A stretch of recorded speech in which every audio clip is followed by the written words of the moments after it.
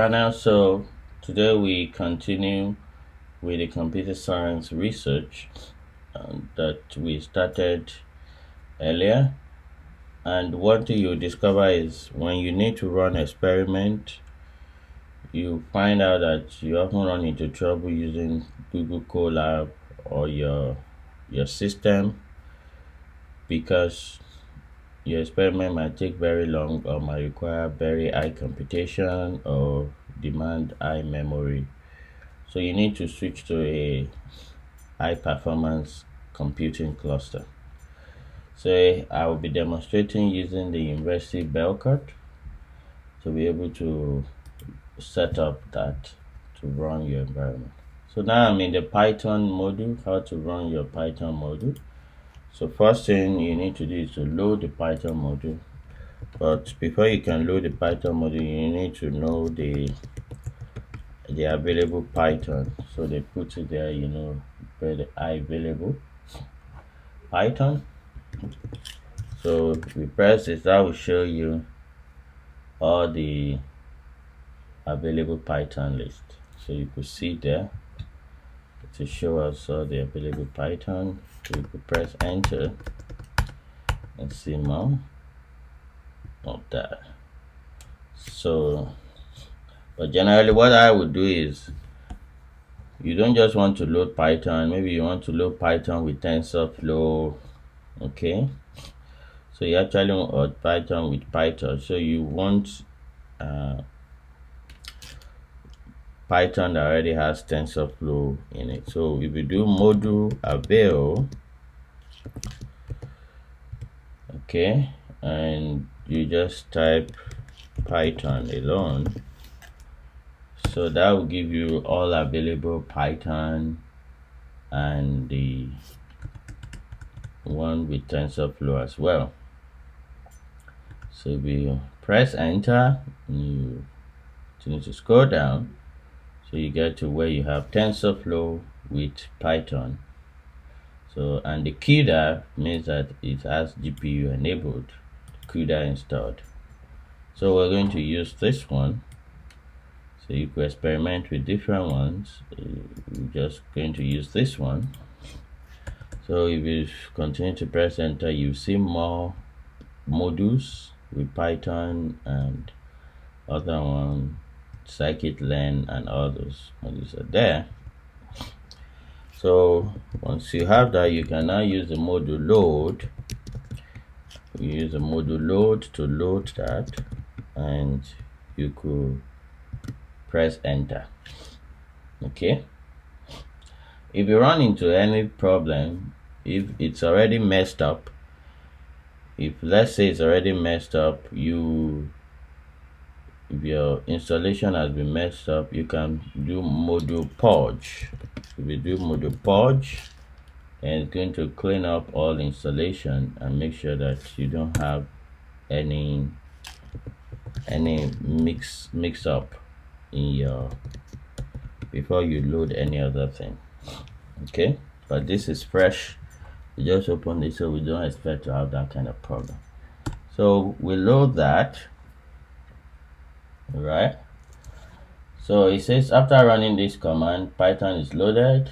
So after you log up and then log in, a Python will know, so you must be run this command every time. So what I normally do, I will copy this command into a text file, so I will have a list of the actual module extensions the version that I used.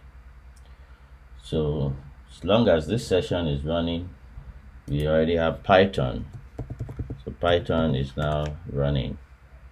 Okay, so type Python, so you see that it's running. So that is still on the head node. The next thing you want to do is you want to create a virtual environment so that things could be tidy. You could see it's 3.74 and we have Python. So you want to keep things heady by creating a virtual environment. So you make this directory, which has already maybe made virtual env. You cd to that directory.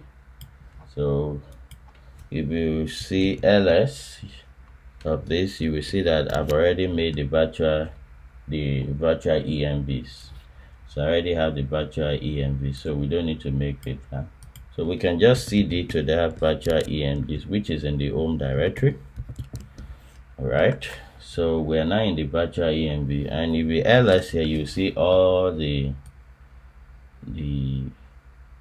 ones that are created. Those are the ones in blue that I've created before. These are the virtual environment I've created before. So to create a new virtual environment, you follow the virtual env keyword. So virtual env, and we can just say this is computer science experiment. So let's say CSC experiment. Okay, so we'll create that. So that will create our virtual environment for us, so that everything we're running with these tutorials on computer science research, we stay together in that virtual environment. That is the version, the configuration, and everything. We can be sure it's guaranteed to remain the same because we're using that virtual environment alone for that.